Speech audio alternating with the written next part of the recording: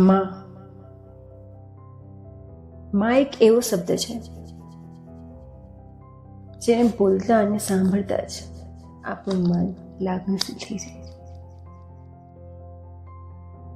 ઈશ્વરે જ્યારે પ્રેમનું સર્જન કરવાનું વિચાર્યું હશે ત્યારે સૌ પ્રથમ માને બનાવવાનું વિચાર્યું હશે.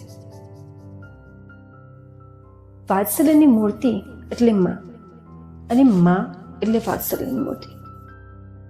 એના જેવી વ્યક્તિ આ જગતમાં ક્યાંય મળે એમ નથી.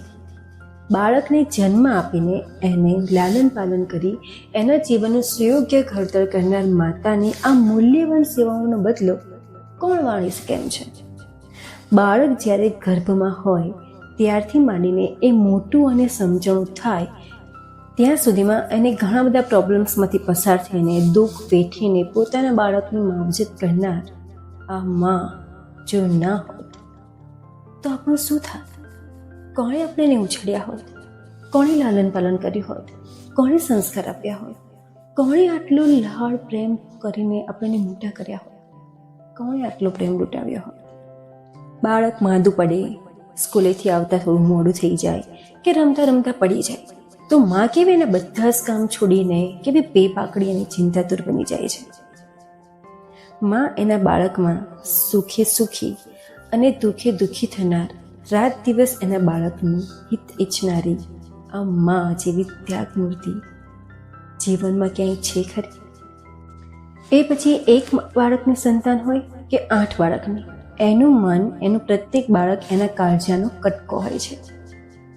એટલે જ તો કવિ બોટાદકરે એક કવિતામાં કહ્યું છે કે મીઠી મધુર ને મીઠી મોરલી લો, એથી મીઠી તે મોરી માત રે જનની જોડે સખી નહીં જરી લો. માં બનવું સરળ નથી. એટલે જ તો કહેવાય છે એક માં 100 શિક્ષકોની ગરજ સારે છે. કેમ કે એ એના બાળકના જીવનના ઘડતર કરે છે, એના ચારિત્ર્યનું ઘડતર કરે છે અને એની સાથે સાથે સમાજ અને રાષ્ટ્રનું પણ ઘડતર થાય છે. માતાનું મહત્વ એક વખત તમે અનાથ આશ્રમમાં રહેતા બાળકોને જઈને પૂછજો. એમની સાથે વાત કરીને જોશો ને ત્યારે તમને સમજાશે કે માનું મહત્વ આપણા જીવનમાં કેટલું બધું છે.